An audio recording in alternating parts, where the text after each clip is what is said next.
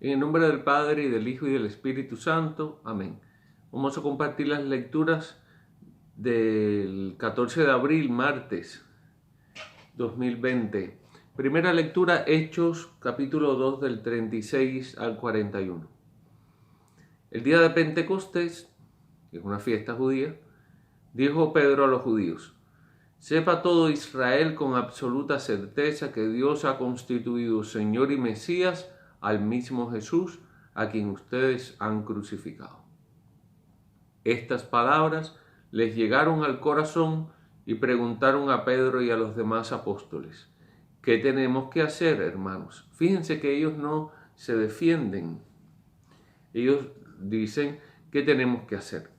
Otros dirían: pero no fuimos nosotros, esos fueron otros, ¿por qué me echan la culpa a mí? Etcétera. No, ellos reconocen, pero dicen: ¿qué tenemos que hacer? O sea, yo he pecado, y ahora yo he matado a Cristo, yo he cometido pecado, yo he faltado. O sea, ¿y ahora qué tengo que hacer? Porque yo reconozco mi falta, reconozco mi pecado. Y eso es un punto importante en nuestra vida, reconocernos pecadores. Y Pedro les contestó: arrepiéntanse y bautícense en el nombre de Jesucristo. ¿Para qué? Para el perdón de sus pecados, porque el perdón de los pecados es lo que nos va a meter a nosotros en el cielo. Por lo cual, arrepiéntate de tu pecado, todos los pecados que has cometido, arrepiéntate. Si no estabas bautizado, bautízate en el nombre de Jesucristo para el perdón de los pecados. O sea que el bautismo perdona pecados y recibirán el Espíritu Santo. El Espíritu Santo no se recibe en la confirmación, el Espíritu Santo se recibe en el bautismo. Luego en la confirmación vamos a recibir un don extraordinario que se llama parresía, el don de la valentía. En la confirmación se confirma aquello que fue recibido en el bautismo. Por las promesas de Dios valen, dice la palabra de Dios, para ustedes y para sus hijos y también para todos los paganos en el Señor. O sea, nosotros que no somos judíos, tú y yo. Dios nuestro, dice, quiere llamar aunque estén lejos a todos nosotros. Con estas y otras muchas razones los instaba y exhortaba diciéndoles: pónganse a salvo de este mundo corrompido. Y esto es una palabra de Dios para ti en el día de hoy. Ponte a salvo de este mundo corrompido. No hagas que esta palabra que tú estás escuchando hoy te entre por un oído y te salga por el otro. Esto no es una historia del pasado, la palabra de Dios es contigo hoy y te dice: ponte a salvo de este mundo corrompido. Los que aceptaron sus palabras se bautizaron. O sea, porque había seguramente personas que no aceptaron su palabra. Por lo cual los que aceptaron sus palabras se bautizaron. Y aquel día se les agregaron unas 3,000 personas. Se pueden imaginar. Salmo 32. En el Señor está nuestra esperanza. Aleluya. Sincera es la palabra del Señor y todas sus acciones son leales. Él ama la justicia y el derecho. La tierra está llena de sus bondades. El Señor está nuestra esperanza. Cuida el Señor de aquellos que le temen, no los que tienen miedo de Dios, no. Aquel que tiene un temor reverencial de que Dios no esté en nuestra vida nunca más, que se aleje. Eso es un temor, el temor de Dios, un respeto, un amor tan grande a Dios que tememos que Él un día no esté en nuestra vida y por eso le buscamos. Y se cuida el Señor de aquellos que le temen y en su bondad confían, los salva de la muerte y en épocas de hambre les da vida. En el Señor está nuestra esperanza, pues Él, nuestro ayuda, es nuestra ayuda y nuestro amparo. Sobre todo en estos momentos tan difíciles que nosotros estamos viviendo, Él es nuestro amparo. Yo no sé las otras gentes que no tienen a Dios en su corazón, donde se amparan en este tiempo. Pero ahí está Dios para todos, como dice la primera lectura. muéstrate bondadoso con nosotros, Señor, pues en ti hemos confiado. Una oración muy bella esa. El Evangelio según San Juan 20, del 11 al 18. En el día de la resurrección, ¿qué día es? Domingo, Deis Domine, domingo. El día de la resurrección, María se había quedado llorando junto al sepulcro de Jesús.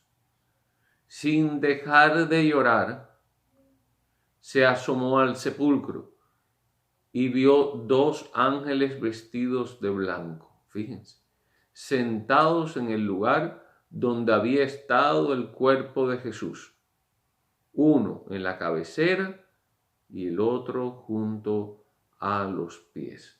Los ángeles le preguntaron: ¿por qué estás llorando, mujer? Y es una pregunta que hoy Dios te hace a ti, los ángeles te hacen a ti esa pregunta. ¿Por qué lloras? ¿Porque te quedaste sin trabajo? ¿Por qué lloras? ¿Porque has pecado? ¿Por qué lloras? ¿Porque estás enfermo? ¿Cuál es la razón de tu llanto? Ella le contestó: porque se han llevado a mi Señor. O sea, es el llanto de aquel que ha perdido a Dios, porque se han llevado a mi Señor. La persona que no tiene a Dios, la persona que se siente muy sola, se han llevado a mi Señor y no sé dónde la habrán puesto. Dicho esto, miró hacia atrás y vio a Jesús de pie. De pie es la postura del resucitado. Por eso es que en la misa nosotros nos ponemos de pie. Nos dice, oremos, y nos ponemos de pie. ¿Por qué? Porque es la imagen de Jesús resucitado. Jesús de pie, pero no sabía ella que era Jesús. Y eso es lo que pasa, que a veces hay personas que se acercan a nosotros y es Cristo quien se está acercando a nosotros y no nos damos cuenta que es Él. Entonces Él le dijo: mujer, ¿por qué estás llorando? ¿A quién buscas? Le dice mujer, que es el título, es el nombre que usa en el Génesis. En el Génesis, cuando crea al hombre y a la mujer, antes de haber pecado le llama mujer, por lo cual está referenciando a la esencia del hombre, del ser humano, de la mujer. Le dice: mujer, ¿por qué estás llorando? Una pregunta que Dios mismo te hace a ti. Ya te lo preguntó el ángel, ahora te lo pregunta el mismo Jesús. ¿Por qué estás llorando? ¿A quién buscas? Ella, creyendo que era el jardinero, respondió: Señor, si tú te lo llevaste, dime dónde lo has puesto. Jesús le dijo: María. Ella se volvió y exclamó: Rabuní, y en hebreo significa maestro. Jesús le dijo: déjame ya, porque todavía no he subido al Padre. Ve a decir a mis hermanos: subo al Padre y su Padre, a mi Dios y su Dios. Fíjense qué tan interesante es esto.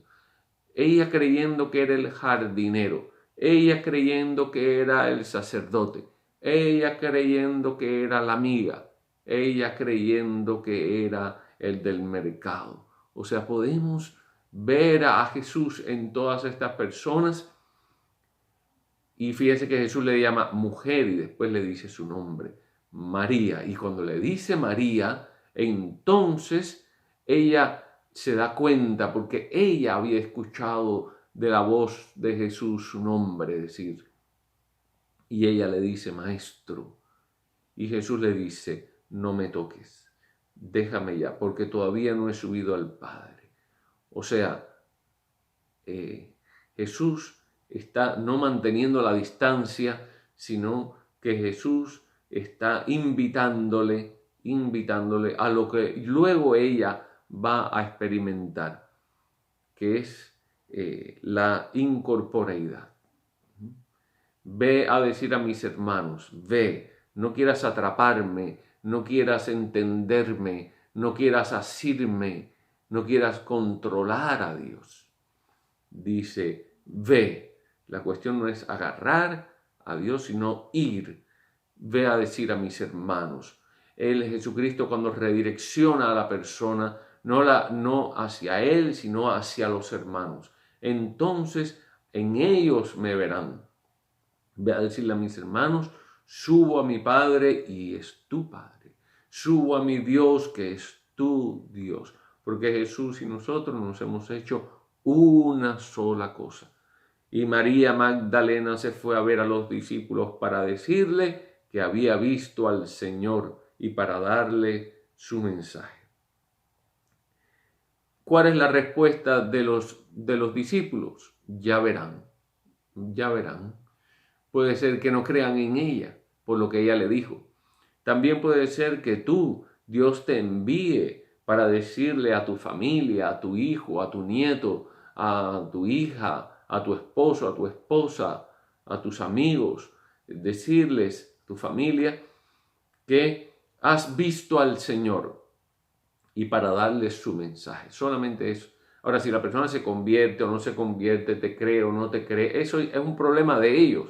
Tú ve y haz lo que te pide el Señor. He visto al Señor y para darle su mensaje.